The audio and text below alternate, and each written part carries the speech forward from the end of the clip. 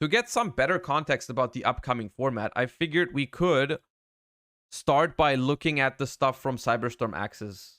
Now, I have looked at some of this stuff before when it was revealed on like YG Organization. So I have given you my first impression on some of these cards already, but I still want to look at it again.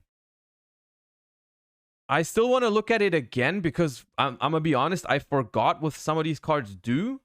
And I also feel like it's a little different because if you remember, we had that one stream where I did play OCG format. So I think that changed my perspective on some of these cards a little bit, right?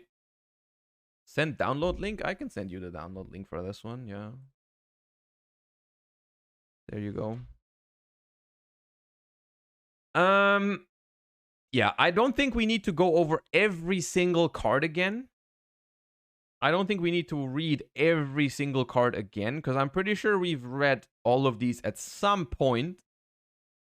So I just want to look at some of the cards that I think have some sort of potential, and we'll just talk about that. The first thing is the stuff that I want to cover that has been meta relevant in the OCG already, right? Like there's a couple things in here that I think could be relevant but have not been relevant in the OCG yet. An example of that actually being Mana Dome. Mana Dome is an archetype that I have not really seen make any impact on the OCG metagame. So it is possible that they just need their second wave of support, which we've read earlier, right? We've read earlier the new support that is going to be releasing for Mana Domes, but so far in the OCG they haven't done that much. So we'll see. One archetype that I know has had great impact on the OCG metagame is Purely. And we've talked about this before. Once again, this is another moment where Josh watchers are just Giga Chads and know what's going on way before other. I told you like weeks ago, months ago, when we looked at Purely for the first time, that this stuff is probably going to be good. Turns out it was actually good and spiked a lot because of it. Once again, I did not invest into anything. I just got myself the playsets, but it is what it is. Purely, I think, is going to be a good deck. Whether it's going to be top tier, I think depends a little bit on the ban list. Like, I think for Purely to be a top tier deck for us, we do need a ban list. Like, currently, I don't think the deck matches up super well into Kashtira. But other than that, I think it's a pretty good deck. The reason why it becomes a good deck is it only actually gets 2 new cards. And these 2 I already know. But basically, Purely, if you've ever looked at it before, you know that Purely relies on like this one main deck monster so far that has different memory spells. And with different memory spells, it uses those to rank up into XYZs and so on and so forth. And it's just missing a little bit of stuff. But now with the next set, they get 2 very important cards. And I'll tell you why these cards are so important. Now, Purely Lily is, if this card's normal or special summon, you can add a Purely card from your deck to your hand, except a quick play spell. You can target a Purely quick play spell in your grave, special summon an XYZ that mentions it from your extra deck by using this face-up card you control as material. And if you do, attach that target to the summoned monster as additional material. This card is good in 2 ways. First of all, it gives you another target for your quick play spells that is not reliant on luck, right? The other Purely monster is like reveal the top 3 cards of your deck, add a Purely card to your hand. If you miss or you don't find what you need, unfortunate. With this one, you can find whatever you need. You can't add the quick plays, but you can add the trap card, you can add the continuous spell. There's a lot of great targets for this one. So you get a guaranteed search out of your Purely spells. You get alongside the guaranteed body. As well as this one actually ranks up into your extra deck by using the spells from your graveyard, whereas the other main deck monster, the one that we already have, has to reveal them from your hand. So this one basically just ranks up for free. The other one loses a card in hand. Of course, this one is once per turn for both effects, whereas the other one, the old one, is not. So you still play purely, the original purely main deck monster, but this one just gives the deck a lot more and better options, which is great. And then the most important part, which is, I think, single-handedly the reason why the deck is good now, is the new memory spell. The new memory spell, I think, is what single-handedly makes the deck good. So, like all the other quick play spells, it can summon a level 1 purely from the deck, and has another effect while it's attached to a XYZ monster. The effect that this card basically gives to the XYZ monster is once per turn during your opponent's standby phase, you can draw a card. Now, drawing a card is powerful, but you might think like, okay, that's kind of like, why would that break the archetype? Why would that make purely suddenly a good archetype because it can draw one card? Well, the thing is, it's not actually one card, and I'll tell you why. This is soft once per turn. So this means that if you attach multiple copies of Sleepy Memory onto an XYZ monster, it actually gains this effect multiple times, so it can draw a card for each Sleepy Memory that's attached to it. That's not all. Let me show you about another card. Where is it? Where's the Yu-Gi-Oh database? Yu-Gi-Oh database.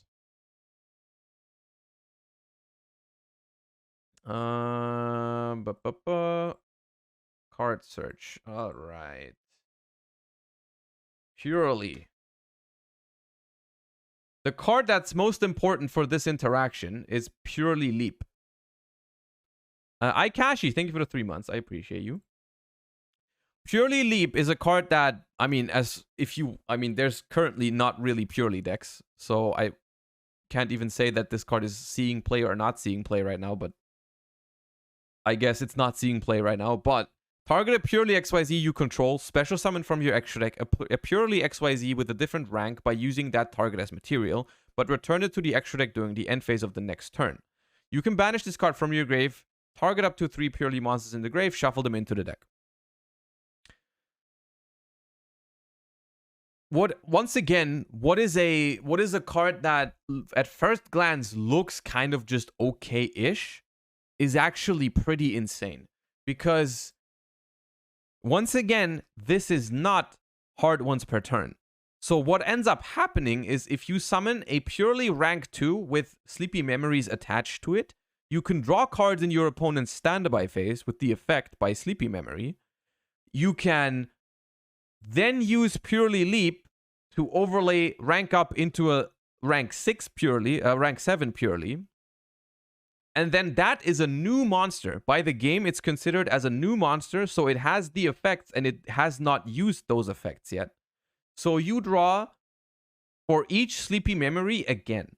So what that means is if you have one Sleepy Memory attached to your monster and you have a Purely Leap, you will draw 2 cards in your opponent's standby phase. If you have 2 attached Sleepy Memories, you will draw 4 cards in your opponent's standby phase. If you have all 3 Sleepy Memories attached to your Purely monster, you will draw 6 cards in your opponent's standby phase. On top of that,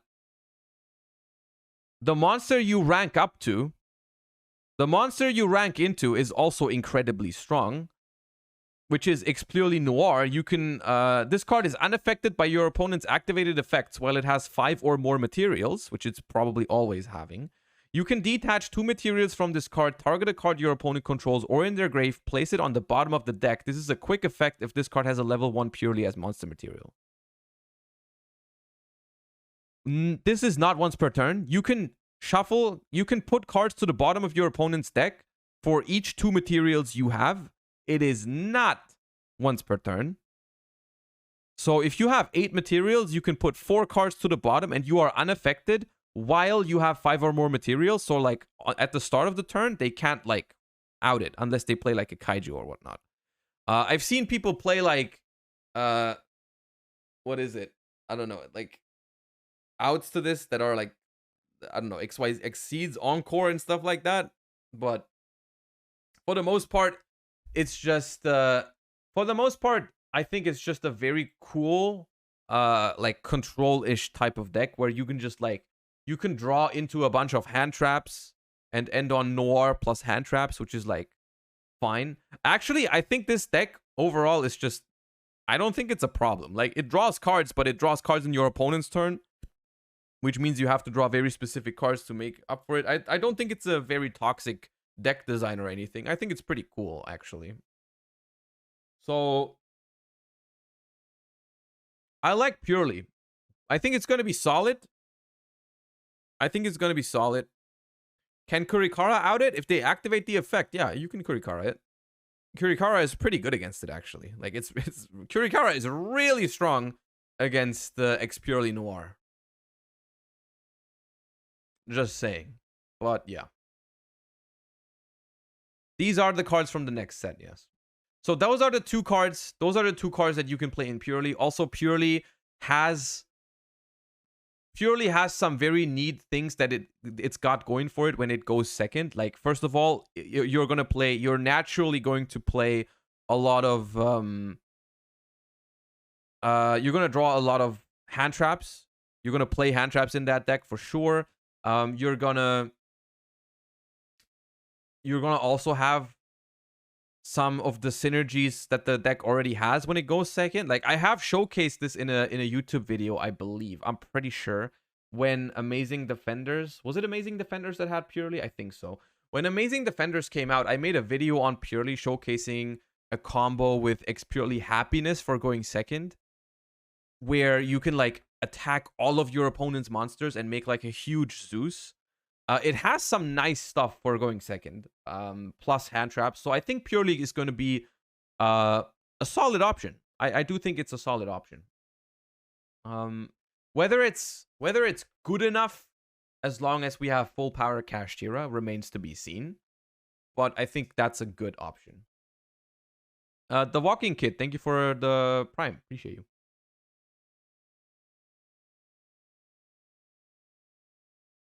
Other than that, we have the Super Heavy Samurai stuff, which goes from the one end of the base spectrum to the other end really quick. I hate these cards so far.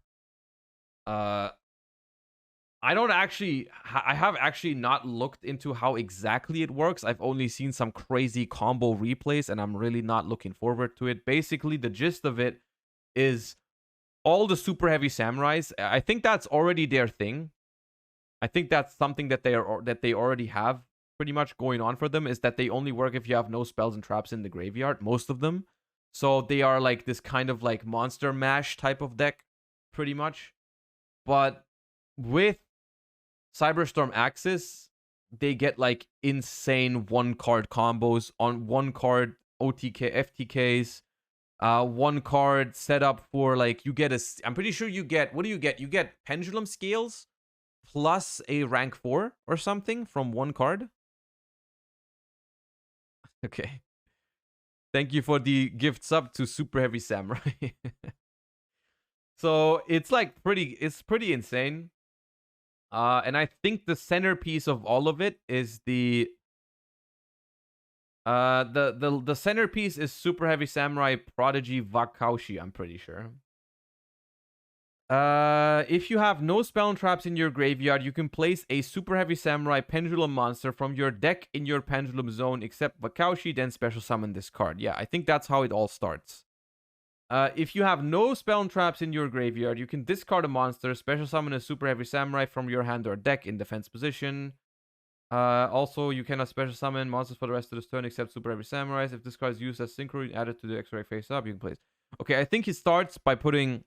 Here's the FTK. Okay, I guess we can look at the FTK. One card FTK.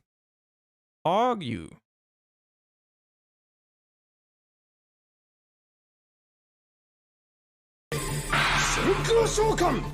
This FTK is possible thanks to two random pack filler common cards, namely DDD Superset King Zero Maxwell and Super Heavy Samurai Soulbreaker Armor. The goal of the deck is simple. Summon one of the level 12 Super Heavy Samurai Synchros, reduce its defense to 0 using Maxwell, and use the Grave Effect of Soulbreaker Armor twice to deal 8,000 damage. This is exceptionally easy to perform using the new cards from Cyberstorm Access. Despite the odd enablers, this combo doesn't sound much different from any other FDK. However, the real benefits of this FDK are that it can be achieved using any of 4 different one-card starters, it can divert into a Scythe Lock, usually with a Palooza, in the event it gets disrupted, and the actual core components of the FDK, Maxwell and Soulbreaker, only take up 3 slots in main, meaning you can easily set it out and play normally past Game 1. Now, how do you perform this FDK? Well, assuming you have any of the 4 starters, you just need to refer to this flowchart. From there on, the combo is the same regardless of which one you started with. Important things to note during this combo. This FDK could be performed as a true one-card combo, however that leaves you a lot more open to disruption. It's much safer to leave yourself room for a discard, insert Soul Peacemaker. Most hand traps at least won't end your turn that way, which is quite impressive for a one-card combo. Up until you make Barone and activate Prodigy Summon from deck, you're not committed to the FDK either. This means that, unless you started with Wagon, you're safe to divert from the FDK and end on the Scythe Lock from the time you normal summon up until you make Barone. And since you've made Barone, after you're committed to the FDK, you can still tank through a DD Crow no problem. You just need to negate it.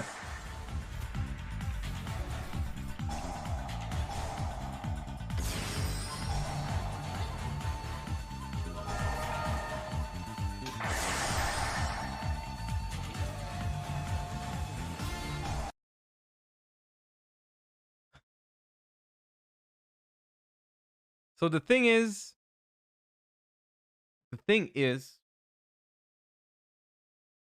I am not worried. I personally am not worried about the FTK being a thing. I really am not. I don't think that is the problem about this. It's just that the fact that the one card FTK exists, the fact that it exists, just shows some of the problems with these cards, right? It's just the fact that one of these, like, you saw them have like a full FTK, including Barone and whatnot. Like, you can just, like, you can use these cards. I'm pretty sure you can use a lot of these cards without some of the brick cards that make you FTK and just make a super strong board, right? And the fact that, like, I feel like all of them are like starters is pretty damn insane. So the one downside is, of course, that they don't work if you have spells and traps in the graveyard, which does limit Super Heavy Samurais in deck building a decent amount. But for the most part, it's just going to be... It's going to be a strong engine for sure. You can end on Barone, Regulus, Arclight, and Apollo off one card? Probably, right? Is it like one card and a discard or some shit? Yeah, nice. Yeah, I don't know. I don't find that very cool. I still don't know. Like, yeah. One card is Barone, Regulus, IP, Exterio. Look, I'm not an expert on the Super Heavy Samurai combos yet, I guess, but I'm not a fan of the design. I'm not a fan of the design. I think it's stupid, especially the fact that we just saw that flow chart. It's like, it doesn't matter which one you start with, because you can start with the scale immediately, I'm pretty sure, but you can also start with the bike, which you can just discard to add any of them. You can also start with the Soul Piercer, because the Soul Piercer, if you link it off, searches you whatever, and you can just normal it and link. They have a link 1, of course they do. So there's like multiple... It doesn't matter which one you start with, because you always get to, like, you want to just get to this one in the scale and then special this one from the deck. I think this one is actually the only brick in the deck. Do they have to play 2? Do they have to play 2 because of the potential that you draw it and then you can't do your shit? Or do you just YOLO it? It's not a brick, but how do you... Can you then just... Can't you not use this, or is there another one?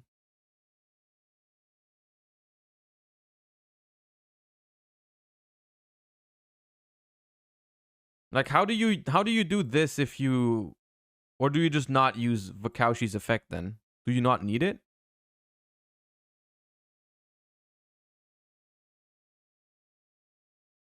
Or you play more pendulums? Okay.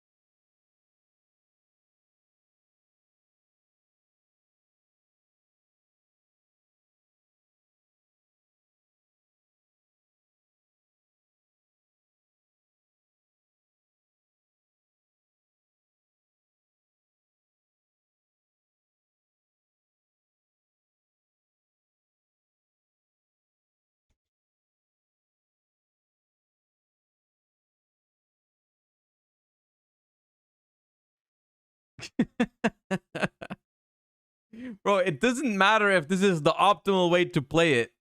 It does not matter if this is the optimal way to play it. But do you see why this is a problem? Like, can we just not? We don't have to argue whether this is the best way to play the deck, whether you can play better lines. But like, why is this possible with one card? And why can you play 12 copies of that card? Like, what the hell is that? That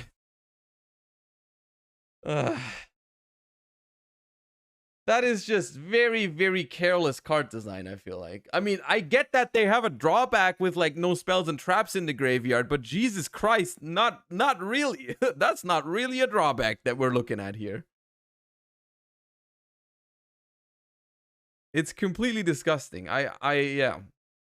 And I mean, whatever you say, this has seen play in the OCG. Super Heavy Samurai has been very popular in the OCG.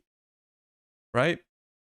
And they even have Maxi, which you would think is like a really good card against this deck. But yeah. So I'm not looking forward to this one. I really am not. Yeah. I generally just, I'm not opposed to combo decks. I'm not opposed to combo decks, but I just don't really love such like super efficient one card combos that just do everything in the game. Like, I don't, you know.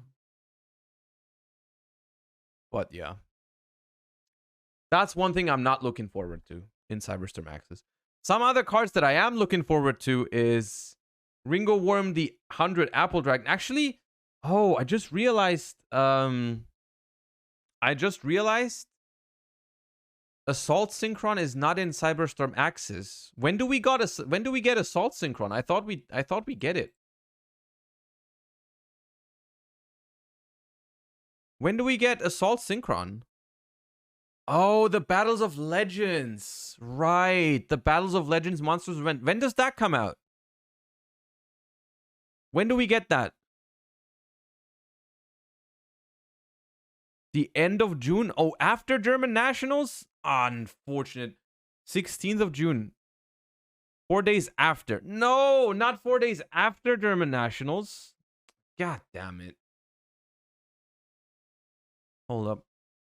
Battles of Legends, Monstrous Revenge.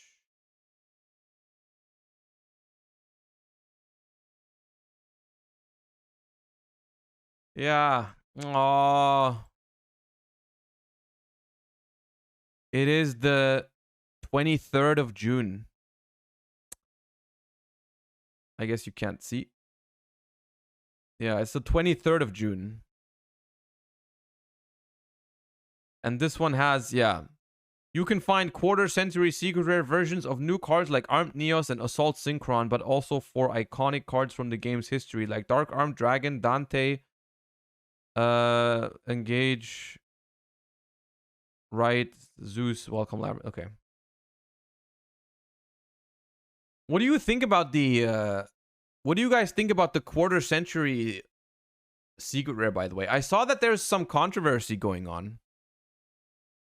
Like I saw the Ruxin video on it and whatnot. I saw some people are not very happy about it. Because I don't really know the reason. It's like they're saying it looks just it almost looks like Starlight, which that is true. And they think that's bad because it kind of maybe devaluates or like it makes Starlights less special because you can just like find them more often now, because I'm pretty sure these are not as hard to pull than regular Starlights. I will say I would have preferred if they're making another rarity, calling it like quarter-century secret rares or whatever, I would have preferred them to make it look more different, like, you know what I mean? But overall, it's still a good thing. Like, my take on Starlights, even if it looks like Starlight almost and is more accessible, that's a good thing. Because I've always been saying that freaking Starlight rares should be a little more common. Like, they should not be that hard to find. I think it's like, you know. I think if that means more people can play these types of cards, then I'm all here for it. You know what I mean? So, yeah, it is what it is. I think it's fine. But yeah, okay, that was... Okay, so unfortunately that means we do not get Assault Synchron, which means that we can probably not play...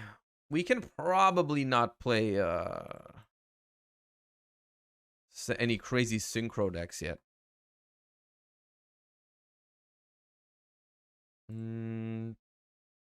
Because Assault Synchron is pretty sick. This card is basically currently taking OCG by storm, I feel like. I mean, there's like, not every deck plays it, but there's a couple of synchro decks that are really, really cool. During your main phase, you can special summon this card from your hand, then take 700 damage. If summoned this way, you cannot special summon monsters from the extra deck while you control this monster, except synchros. If a face-up dragon synchro monster you control is tributed or banished, you can banish this card from your grave, target one of those monsters, special summon it. You can only use each effect of Assault Synchron once per turn.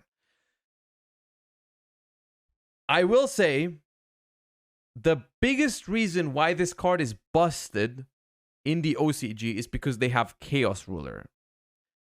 I don't know how you can really take advantage of this card without Chaos Ruler. There is ways, like, for example, Bestial Lubellion.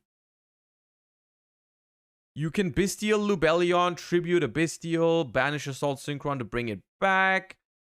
There is ways you can use this card even without Chaos Ruler. Of course, with Chaos Ruler, it was infinitely much easier.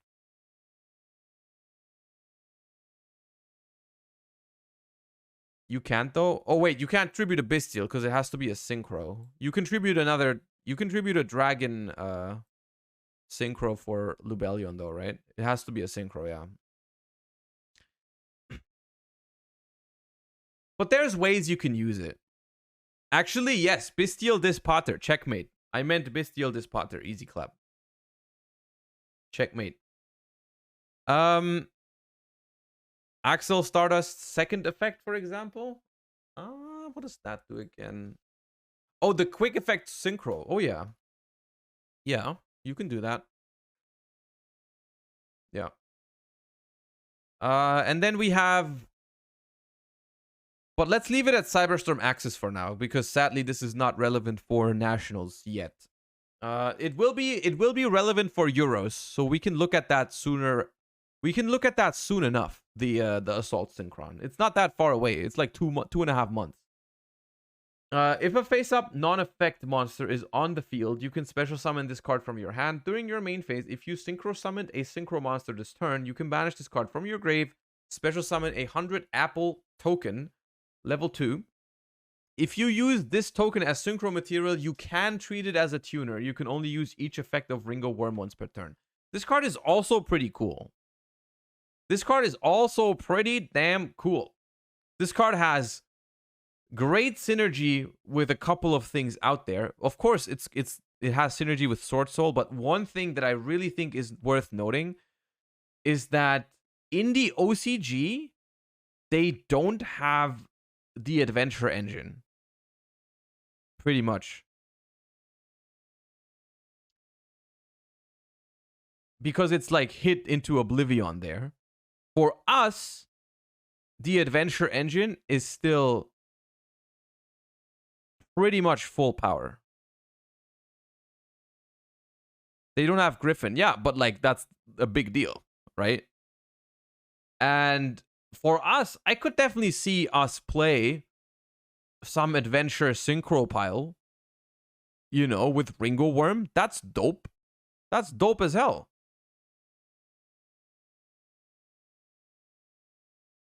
If you use the token for synchro, you don't get the Griffin. I mean, you don't have to use the token for the synchro. You can just use it with other stuff. It's just that you get a way to...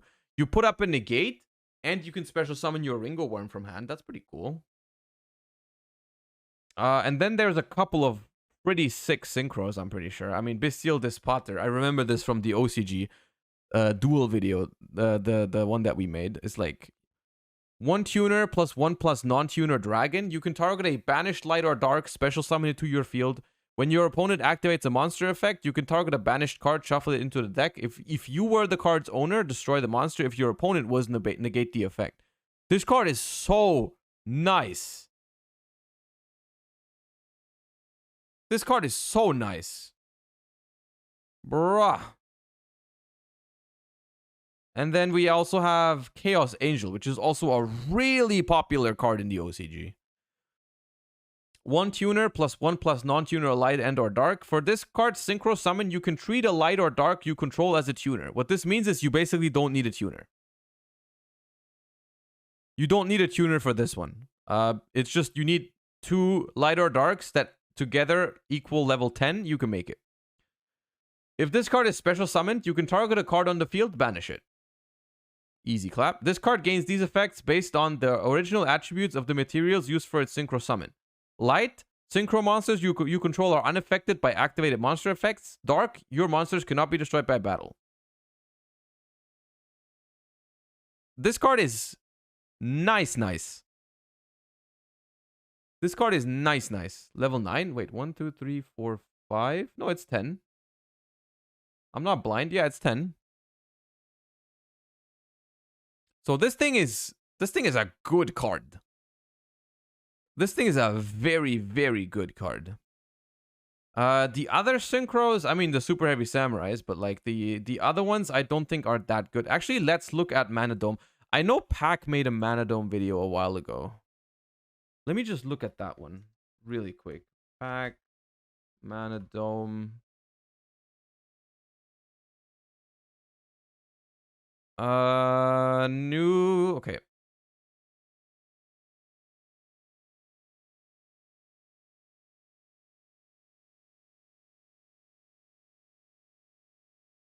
We're gonna use Calarium to add Meek. Oh wait. Then we're gonna activate. But this set will introduce the Mana Dome archetype, and as we know, the Visa Starforce lore has been pretty broken, right? We have Tearlaments, Scareclaw. We have like just overall a plethora of archetypes that became very, very powerful that fit within the Visa Starfrost lore. Kashtera is another one of them. So let's kind of talk about this archetype and their impact and what they can potentially do. I'm gonna start off with the combo video and then a deck profile for you all. But don't forget to comment, like, and subscribe. Let me know what other combos you've seen, what other, I guess, ideas you have to make the deck even better, or any ideas that you have about the deck in general. But let's jump into it. Let's see my first draft, and I'm gonna show you the combos. All right, so this is a test hand that I drew that I figured I'm gonna be showing you guys. We have Hero Lives, Rhoda, Mana Dome, Ambition, Impermanence, and Ash Blossom. I will explain more about what these cards all do in the deck profile, but I'm just gonna be showing you the combo and the potential of the deck, right? So we have Hero Lives here. We're gonna summon Elmto Hero Prisma. We're going to use Prisma to reveal a new card that came out in this set, which is Vicious Astrowd. And because Visa Starfrost is mentioned in the name of it, we're going to be able to send Star. Is this, just quickly before we continue, any OCG experts in chat, is this like a thing that they do? Like, is Prisma good in this deck, or is this like one of the more fancy Starfrost from the deck to the graveyard, and now Elemental Hero Prisma is considered a Starfrost, a Visa Starfrost. We can link it off to summon Scarecrow Lightheart and search the Reichphobia. Use Reichphobia to search Reichheart. Use Rhoda to search the Realmheart. Special summon Reichheart. Use the effect to add a rival. We're then going to link both of these off into a cross sheet. And then summon Vicious Astrowd by banishing from the graveyard Starfrost and Reichheart. I mean, this is one Prisma, right?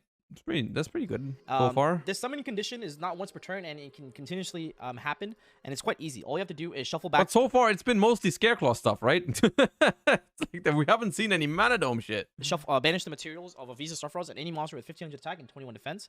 And now we're going to see cross sweep triggers, which allows you to bring back the Prisma.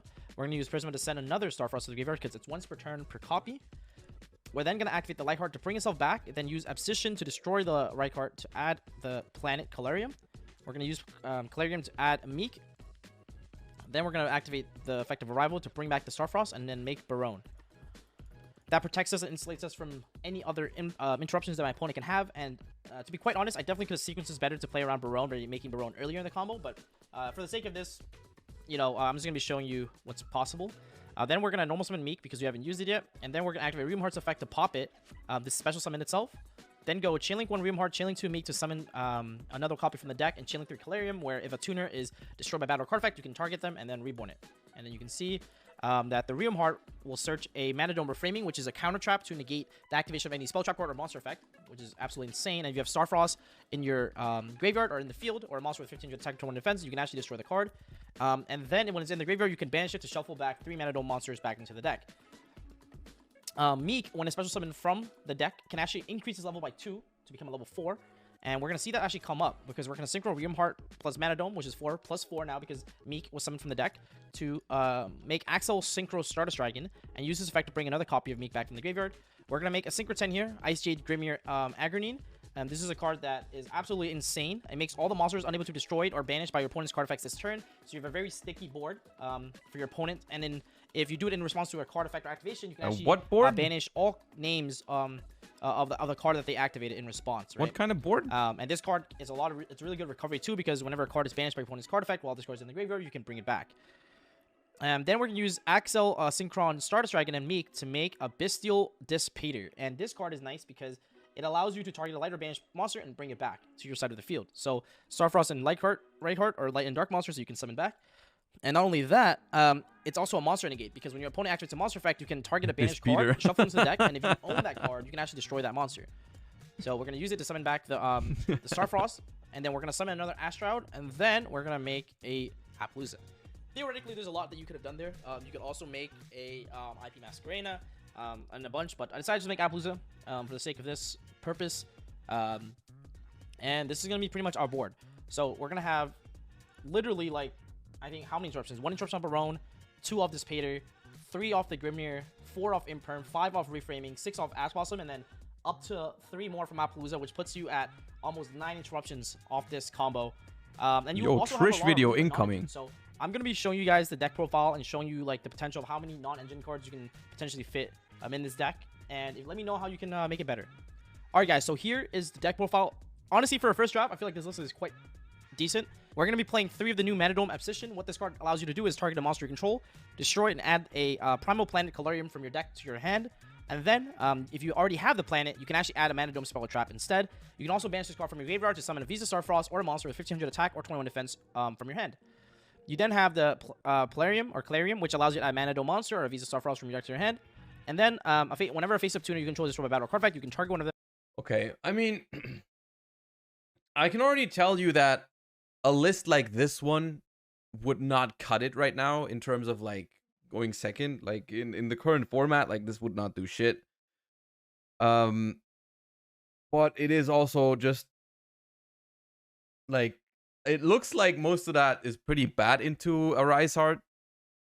But that's just, I mean, we have to see, I guess, how the format looks when these cards come around, because I'm gonna be honest, so far this reminds me a lot of the Scareclaw combos. You know what I mean?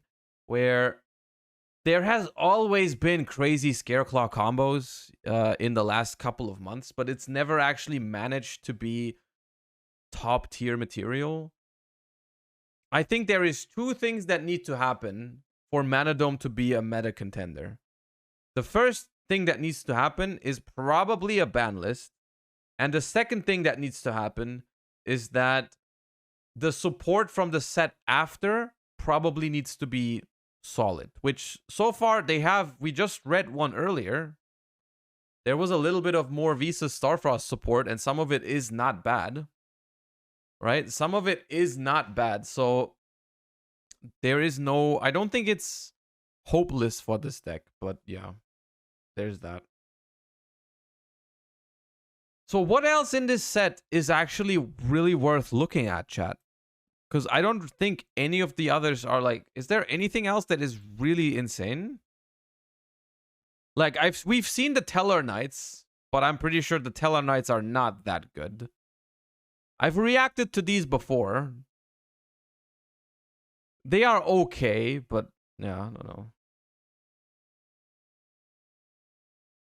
The Firewall is okay, I think. Wannabe is a decent card, but it's only a decent card for trap decks. Wannabe is during the end phase, you can send this card from your hand or field to the grave. Excavate cards from the top of your deck equal to the number of your opponent's unused spell and trap zones. And if you do, you can set an excavated trap, but send it to the graveyard during the next end phase. Also place the rest on the bottom of your deck in any order. So like you can convert this into a trap card that can immediately be activated when you go second. Like for example, your opponent makes a board going first. You can use this in the end phase to set a trap that you can immediately use, but it's like, it's only okay. It's a good card, but it's not that great. This Nemorelia archetype, I'm pretty sure is awful. Unfortunately, I've looked at it before. The new Mikanko. What does the new Mikanko do again? If this card is not equipped with an equipped card, you take no damage from battles involving. If this card is equipped, you cannot be destroyed by battle. Your opponent takes damage. Your opponent cannot target Mikanko cards you control with card effects while you control an equipped card. If an equipped card becomes equipped to this card, you can add a Mikanko trap from your deck to your hand. Meh. But there's also a new dance for the Mikanko. The equipped monster cannot be destroyed by card effects. You can only use each of the following effects of Mikanko once per turn. If your Mikanko battles, you can target a card, return to hand. If this card's in your grave, target a Mikanko in your grave, special summon it, and if you do, equip it with this card. Okay, that's not bad. That's a good card. Oh yeah, I'm blocking the text. That's a good equip. That is a good equip. Is there more Mikanko? Is there like a Mikanko trap or something? No. So you can only search the old traps. Oh, Libromancer Origin. Hold up. When this card's activated, you can set a Libromancer spell trap directly from your deck except Origin. Libromancer ritual monsters you control gain attack equal to their own level times 100. If a ritual is ritual summoned, you can target a spell and trap, destroy it. You can only use this effect or Origin once per turn. You activate one. It's a good card. It's kind of redundant though, is it not? Like, being able to set the traps directly from your deck is something that Doombroker can already do. Giving Geek Boy a secondary target is good. I agree with you. That is a good thing because very often when you draw the field spell, your Geek Boy feels very mediocre. So that's kind of whack. The problem is, like, you would still have to play another trap card, basically. It is good for Magician Souls, right? Because you just get an additional thingy. Yeah. It's a good card. I don't think it... I'm not sure if it solves the problems for for Libromancers, but it is I think it's welcome support for the deck. You just set the field spell? Well, yeah, but if you already had the field spell, then what's the point of that? And if you didn't have the field spell yet, then you could also just go Geek Boy for the field spell instead of Geek Boy for Origin. Is Magician Soul still 40 apiece? Is it? Why would it be? Hasn't Magician Souls been reprinted a bunch of times?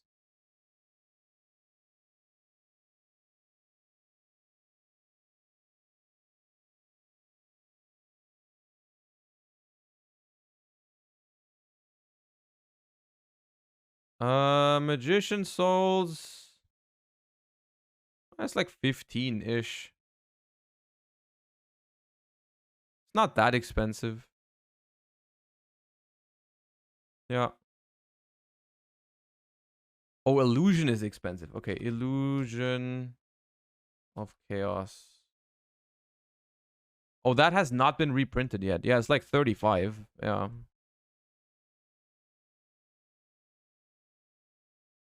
Okay. Okay, what else is there?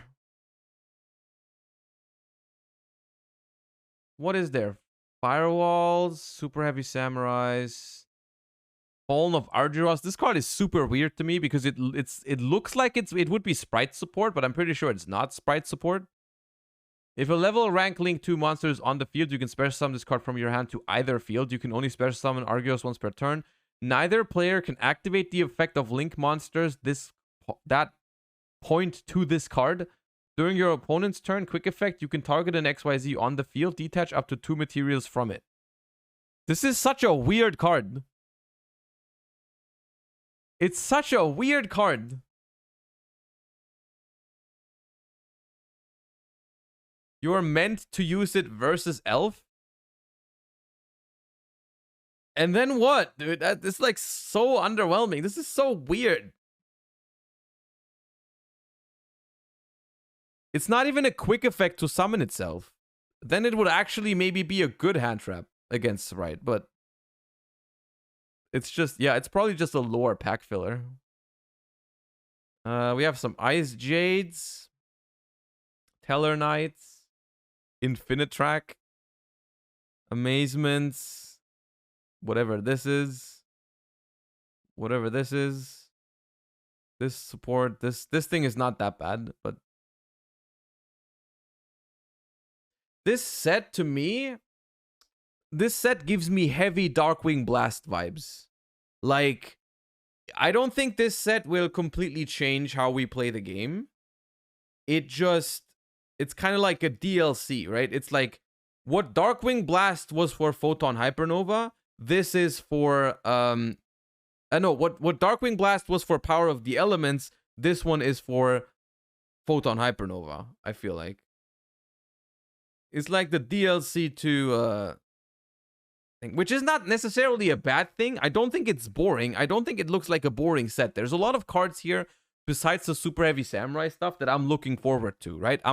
DLC is sometimes exactly what we need, right? I feel like a little bit of a bump is exactly what Mikanko needs, Libromancer needs, Synchro decks need, Purely needs. That's exactly what those deck needs, right? They need that little DLC, right? We don't want the game to completely shift away from these decks, but they need a little bit of a help, and I think that's great. I think that's good. Just a little bit of a repositioning in the meta for some decks, right? Just give a little bit of fresh air. I'm happy with that. But I'm not a fan of the Super Heavy Samurai stuff, and I'm also not sure if most of this is enough without a ban list that addresses Kashtira, which remains to be seen. Read the Ice Jades? Is it actually worth reading the Ice Jades? I mean, there's only one Ice Jade here, so sure.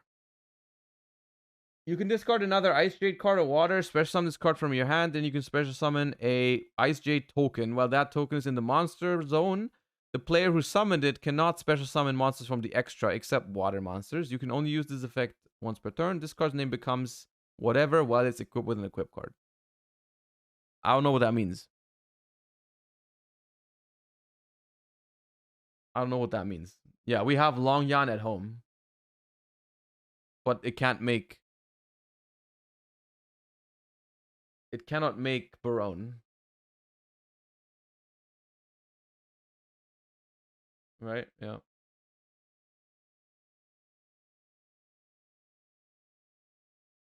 It does make Cheng Ying, but like, I don't know. Guiding Quem. This card was decent, I think. I remember this card. If this card's normal or special summon, you can send Fallen of Albaz or a card that mentions it from deck to grave. If a card leaves the extra deck, you can target a Fallen of Albaz or one monster that mentions it in your grave. Special summon it. This card's decent. I don't know if they... Do they still play it? I remember they played it in the beginning in the OCG.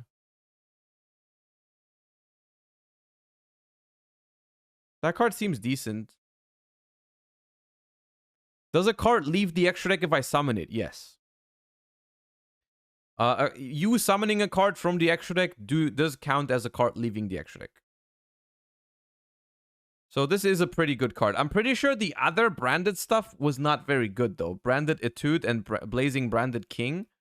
Those were not that great, I think, if I remember correctly. Correct me if I'm wrong, but I don't think they are. The Mana Dome field spell, when this card's activated, you can add a Mana Dome or Visas Starfrost from your deck to your hand. Light monsters you control gain 100 attack for each tuner. If a face-up tuner you control is destroyed by battle or card effect, target one of them, special summon it. Okay. So it's just the same old lazy card design of on activation, add a monster, small attack buff, plus bonus effect. Noted.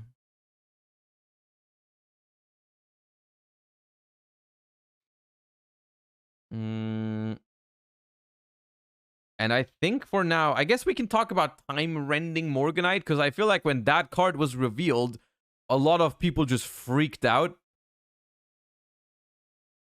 But I think that card is just not very exciting. But okay. It is a very unique card design. Apply these effects for the rest of this duel. You cannot activate monster effects in the hand. Draw 2 cards instead of 1 for your normal draw during your draw phase. You can conduct up to 2 normal summons or sets each turn, not just 1. You can banish this card from your grave and discard a time-rending Morganite. This turn, your opponent cannot activate monster effects when you normal summon a monster. Now, once again, when I read this card, I felt like I really wanted it to be good, because I like the idea that this card portrays. But I think it's just an awful card. The reason being, like, in my mind, this card is only good if you can play a deck that can realistically play for multiple turns, because you can take advantage of drawing 2 cards each turn, because that's the really broken part of this card, right? The 2 normal summons is not what makes this card powerful, because goddamn it, there's already double summon. Ayo, Napian 15, thank you so much. Oh god, thank you so much for letting us. What is that? That's another sub goal today? What the hell is going on? Thank you so much. All right. And it's not actually okay, and this one is like the first time we actually hit a sub goal without people just spamming random subs to random card names. So Napian, thank you, appreciate that so much. Let's see if the remix works fine this time. So far so good. Lithium voice is on point. Mm-hmm.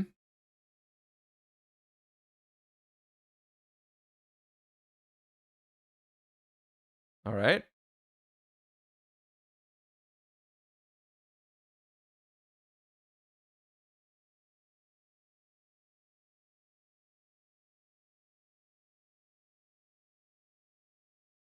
All right.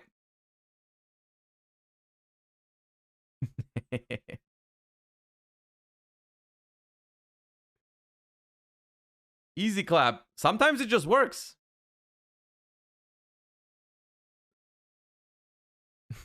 Sometimes it just works. Anyways, thank you again. Watch the YCS tier deck. Okay, we'll look at it in a second. I want to finish talking about this set first. Where was I? Oh, yes. You're never going to play this card for the 2 normal summons because there's already double summon. And that card does not see play.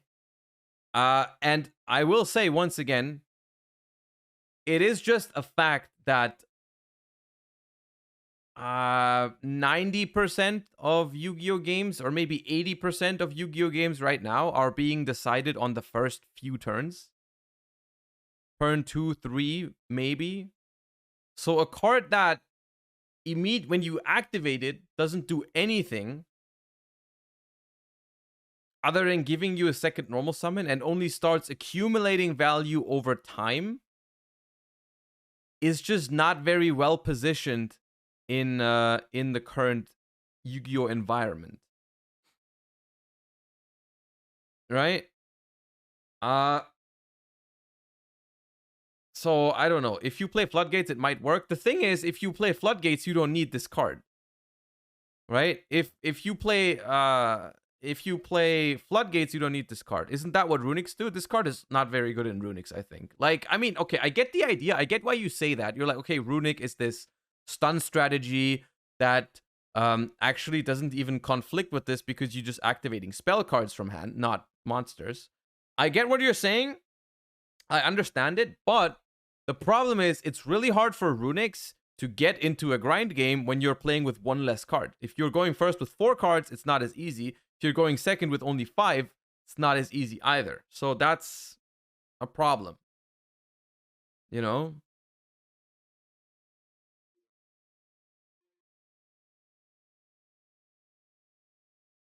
Beastie J, thank you for the 3 months. Mana Dome, we'll probably look at it when this set comes out. We'll probably look at it, but like I said, my current take is I think Mana Dome needs a ban list or more support for it to be goo material. This card would have been cool 10 years ago. That card would have been probably pretty good a couple years ago, yeah.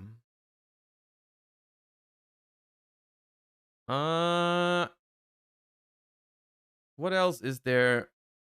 Where is the Sky Striker link? Where does that come out?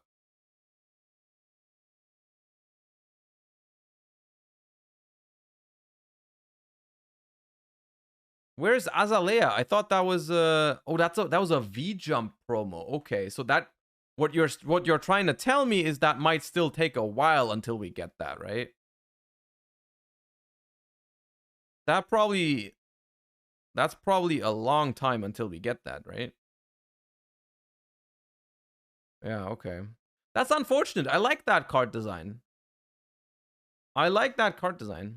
We still don't know what gold pride stuff there is. I mean, yes, that is always, I think that's a beautiful thing about these is like, as much as I appreciate, we've talked about this before with one of the Magical Hats episode. As much as I appreciate knowing the spoilers for a set beforehand, I think it's kind of boring that there's not much new stuff to be excited for when there's a new set. And so I like that at least in the TCG, there's always 20 cards that we don't know. Right? There's always 20 cards in a new set that we do not know. Because the way it works, just in case for anyone that's unaware, the core set comes with 80 cards. The core set comes with 80 cards plus 10 cards that are imported from Japan, or from the OCG rather. So 10 cards that are already out in the OCG but not in the TCG yet will find their way into our set, as well as 10 what they call world premiere cards. And world premiere cards are designed by people in the TCG basically, right? So whenever we look at these sets beforehand, there's always, keep in mind that there's 20 cards that we do not know about yet. Right? There's 20 cards that we don't know about yet. 10 of them will be imports. 10 of them will be completely new. And they can potentially have huge impact on the format and make everything different. Like Garura, for example, is one of those cards that they never had. And to this day, I don't think they have Garura in the OCG. And that, I mean, I'm still mad at whoever made that card, but goddamn did that card change up what we expected from Power of the Elements. So who knows? I mean, at the end of the day, we might be preparing for nationals all we want, and then like, you know, they just drop the most insane like gold price support or whatever as the world premiere cards, and suddenly we need to play that. You know what I mean? All right. But I think for now that's like mostly what I think about this set. I don't think there's much else that's like super exciting. Like, yeah. But that is basically what's next. That's basically what is next for Yu-Gi-Oh!